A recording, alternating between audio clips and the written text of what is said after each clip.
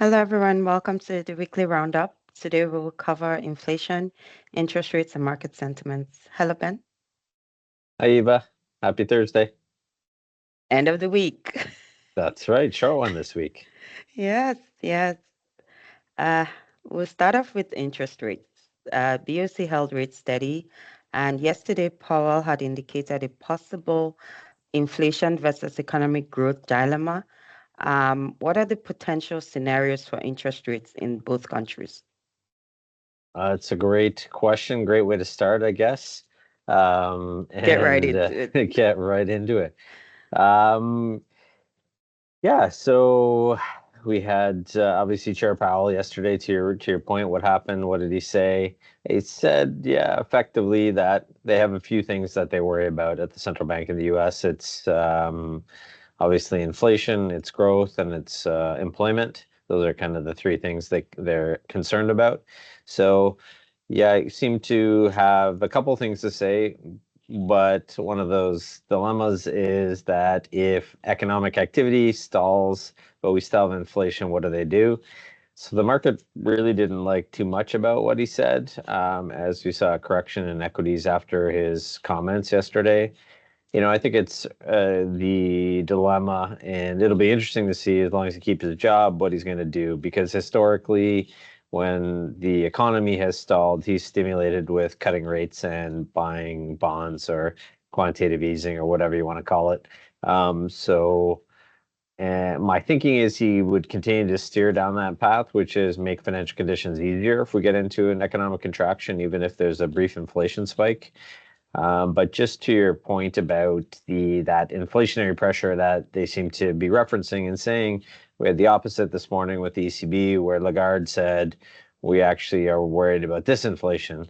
They don't actually call it deflation because that would be wrong, but they're more worried about disinflation, so they cut rates. And so that's an interesting overlay going on with what's happening in Europe versus potentially what's happening here.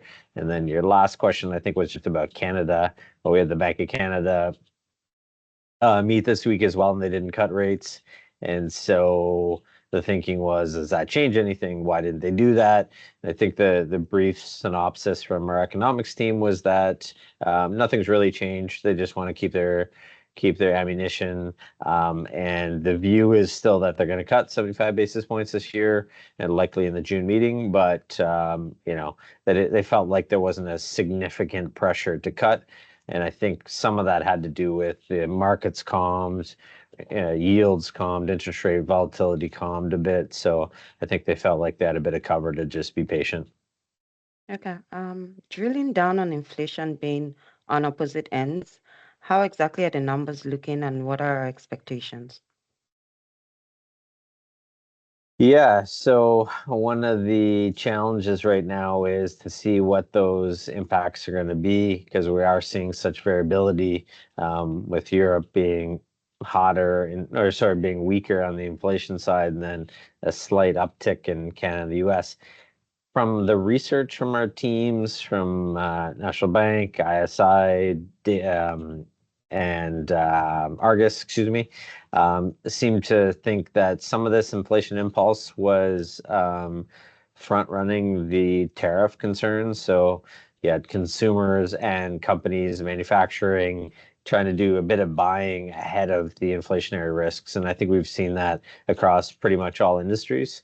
And so, while the inflation print's a little bit hotter in North America, I think it is, we'll say, transitory, for lack of a better term. It looks like a bunch of things were front run, and likely we see that softening, and that gives the central banks a bit more room. Okay. Let's talk a bit about market volatility. It's been significant this past few days. Yeah. We did see some respite, but Mhm. yesterday we saw accelerated tech sell-offs. What was the driver for this, and what is the implication for the broader market? Yeah, so volatility is certainly still elevated. It just looks at the VIX index here. So when I was looking at the other screen, I just seen where we are. So VIX is up about 60% year to date still. So, we went through this period where volatility is at like 8 to 10 and you get lulled into this sense of calm. And I've always said that when you see enter these long extended periods of low volatility, the other side of that is instability and higher volatility. And so we're likely to be in an elevated period. So what that does though is it skews out a lot of things. And so it skews options, any indices that you have, you get a lot more potential swings within it. You get the lending practices of the banks being a little bit more tighter as volatility is higher. So you get a lot of knock-on effects with the higher vol period that we're in right now. So it'll be worth watching. It has come down, but still quite elevated. Bond volatility as well, but certainly this week is a lot calmer than last week as a whole. But we're still, I'd say, not necessarily through the other side of this yet, and lots of knock-on effects with the higher volatility that we're seeing. Okay. Let's go into the charts. Okay, great.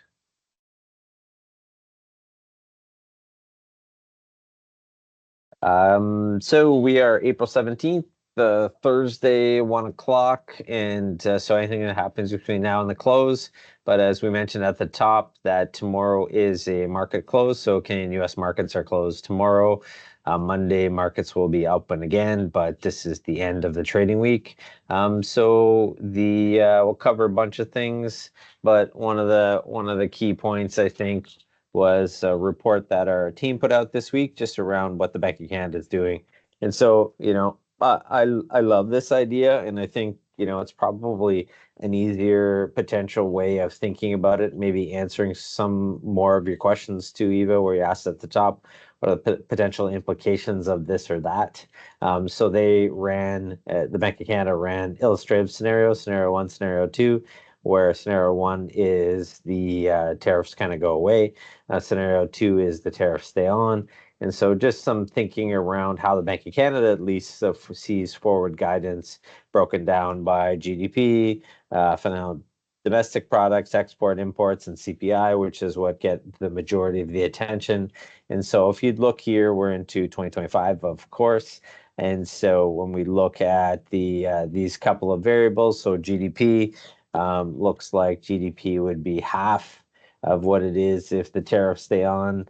I think these are obviously optimistic scenarios. And if tariffs stay on, our economics team view is that we see a contraction.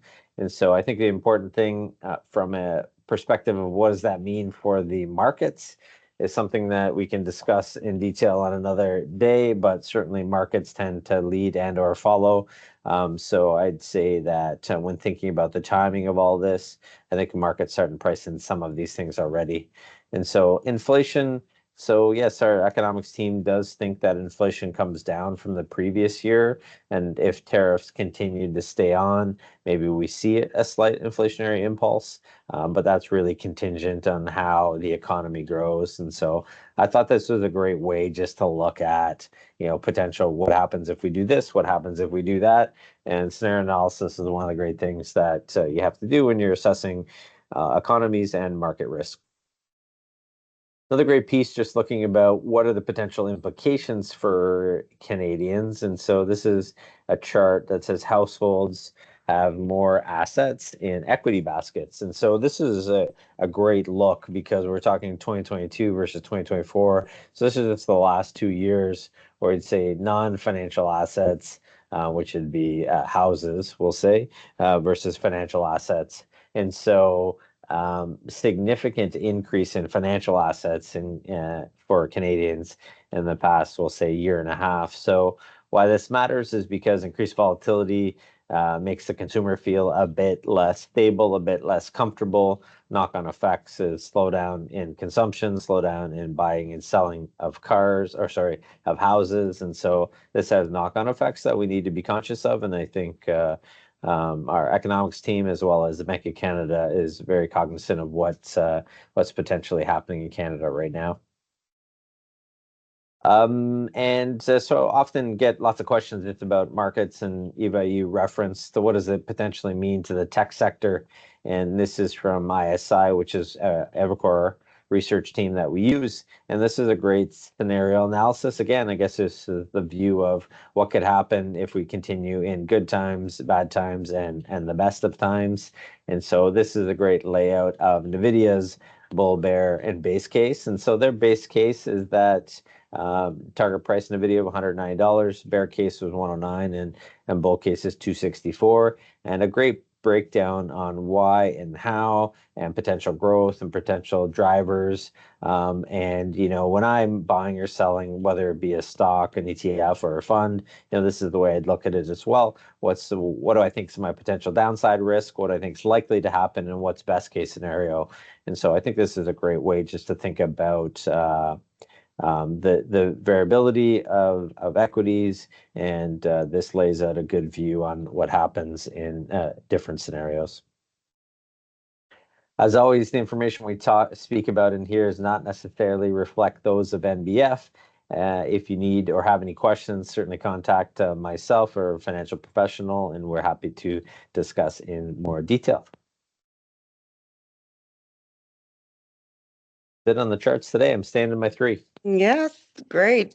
So what's on the agenda for next week? Yeah, so obviously we'll be interested to see what we got a day off tomorrow in equities and a bit of calm over the weekend, hopefully. Seems like there may be that happening, a little bit less volatility with news and noise going on. Next week we'll probably have a quiet trading day on Monday, and then things will come back a bit more busy next week. We're into earnings season, so we had quite a few companies this week report, and I was just looking at the list before we came on the call here. And so in the US, we've seen, just looking at the numbers of reported, I think we're at about 15% reported S&P so far.